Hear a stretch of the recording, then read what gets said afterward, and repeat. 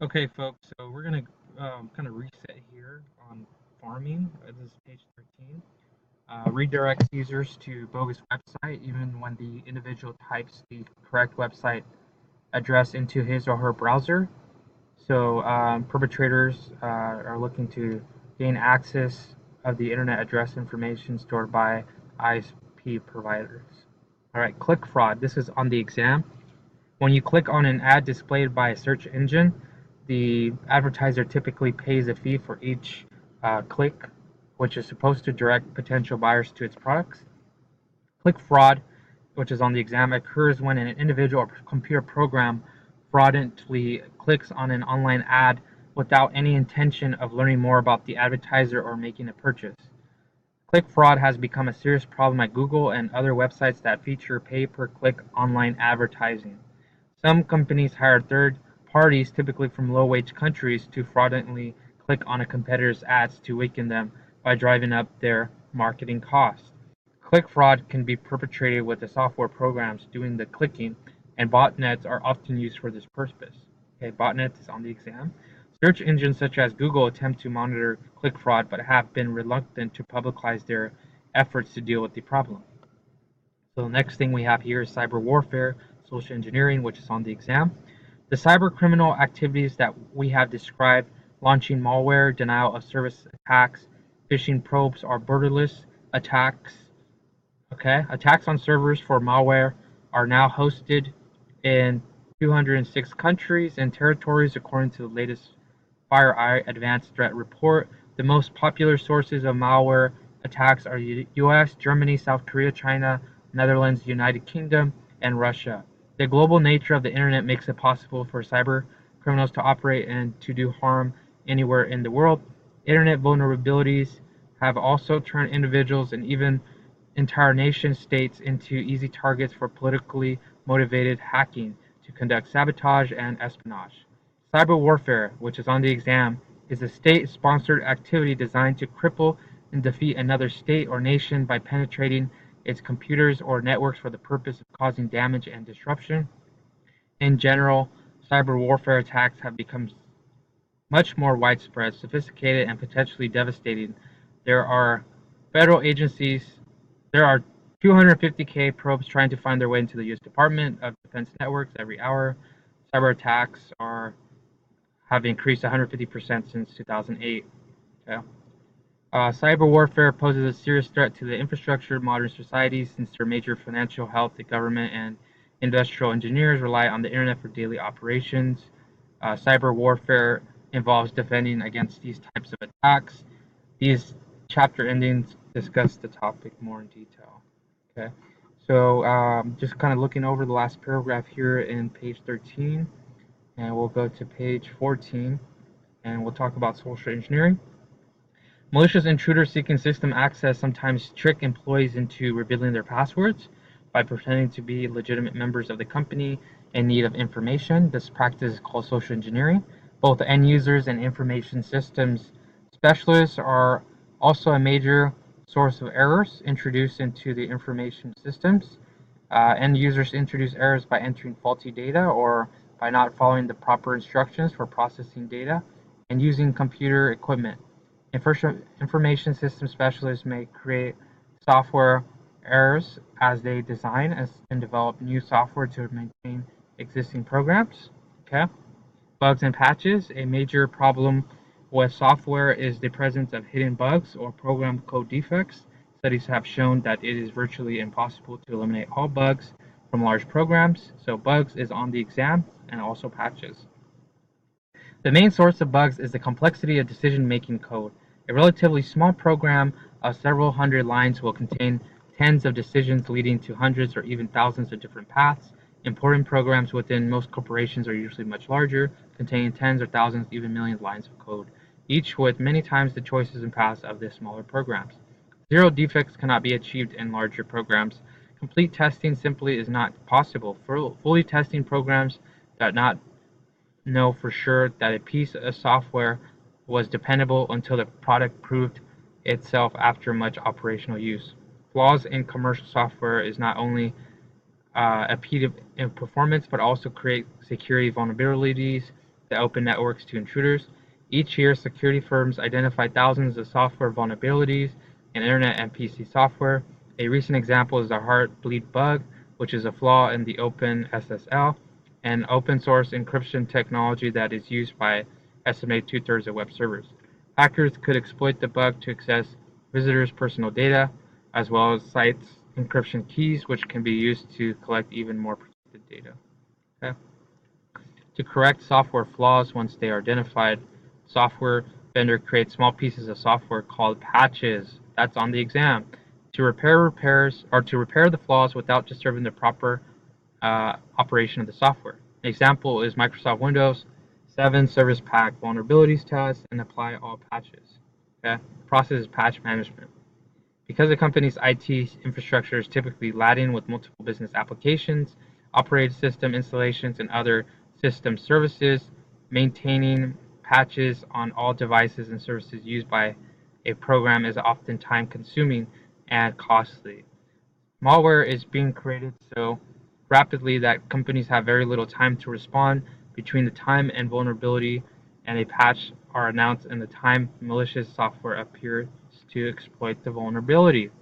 Okay. Next we have HIPAA, Gramm-Leach-Bliley Act, Sarbanes-Oxley Act are on the exam. Okay. If you work in the healthcare industry, your firm will need to comply with the Health Insurance Portability and Accountability Act, which is HIPAA of 1996. HIPAA is on the exam.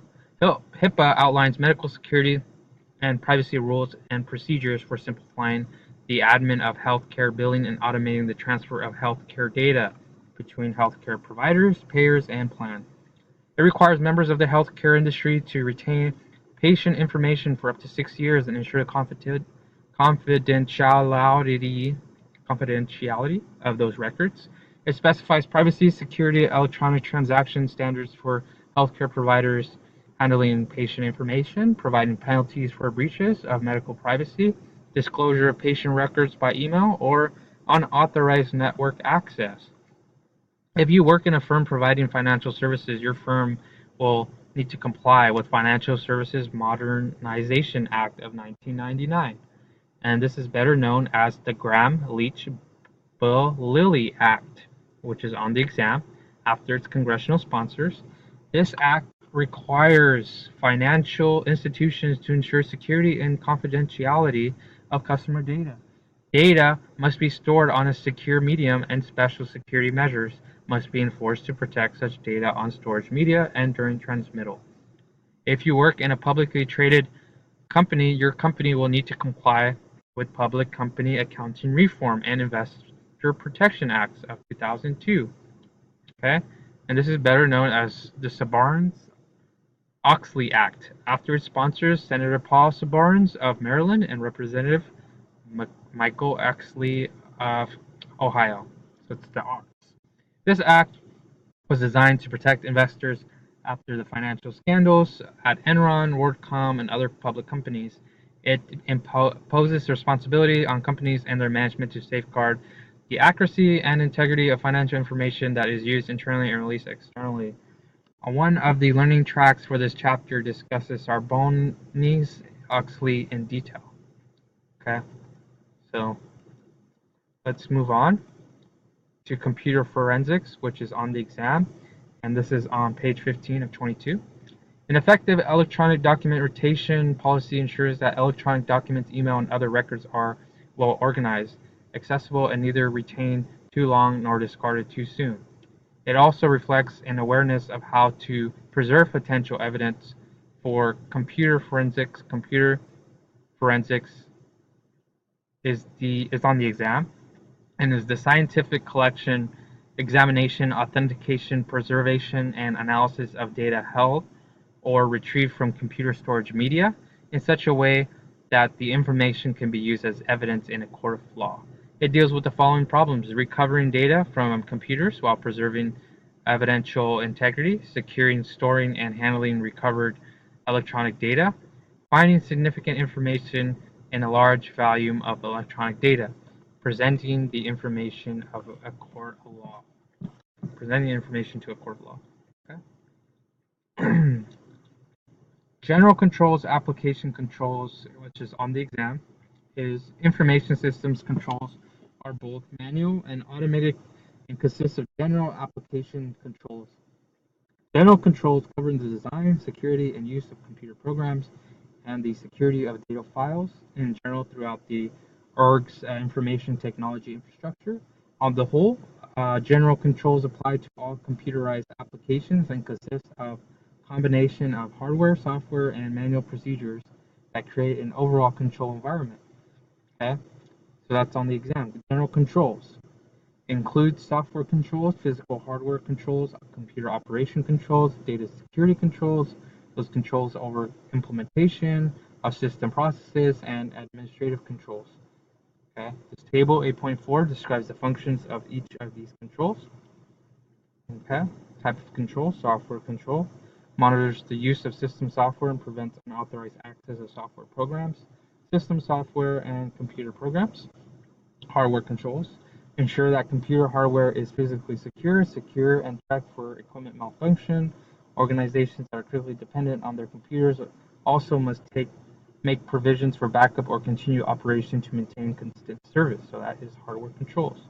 Data security controls ensures that the valuable business data files are on either disk or tape or not subject to unauthorized access, change, or destruction while they're in use or in storage. The next one here is implementation controls. It audits the systems development process at various points to ensure that the process is properly controlled and managed. Administrative controls formalizes standards, rules, procedures, and control disciplines to ensure that the organization's general and application controls are properly executed and enforced. Application controls, which is on the exam, are specific controls unique to each computerized application, such as payroll, order processing. They include both automated and manual procedures that ensure that only authorized data are completely and accurately processed by that application. Application controls can be classified as input controls, processing controls, and 3, output controls. Input control, processing controls, risk assessment, understand the point of the table. 8.5 is all in the exam. Input controls. Check data for accuracy and completeness when they enter the system. They are specific input controls for input authorization, data conversion, data editing, and error handling. Processing controls, which is on the exam, establishes that data are complete and accurate during updating. Output controls ensure that the results of the computer processing are accurate, complete, and properly distributed.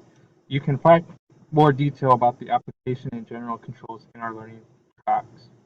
The risk assessment. This is now going to page 16. Before your company commits resources to security and information controls, it must know which assets require the protection, the extent to which these assets are vulnerable. A risk assessment helps answer those questions and determines the most cost-effective set of controls for protecting assets. A risk assessment, which is on the exam, determines the level of risk to the firm if a specific activity or process is not properly controlled. Not all risk can be anticipated and measured, but most businesses will be able to acquire some understanding of the risks they face. Business managers working with IS specialists should try to determine the value of information assets, points of vulnerability, the likely frequency of a problem, and the potential for damage. For example, if an event is likely to occur no more than once a year, with a maximum of 1,000 loss to the organization, it is not wise to spend 20,000 on the design and maintenance of a control to protect against that event. However, if that same event could occur at least once a day with the potential loss of more than $5,000 or more than $300,000 a year, 100,000 spent on a control might be entirely appropriate. Okay. So table 8.5 kind of gives us some basic stuff about risk assessment ordering online. The risk assessment shows the probability of power failure. Okay, so disaster recovery planning, business continuity planning, page 324. On page 16, we'll stop here, but those are on the exam, and we'll chat further in our next video.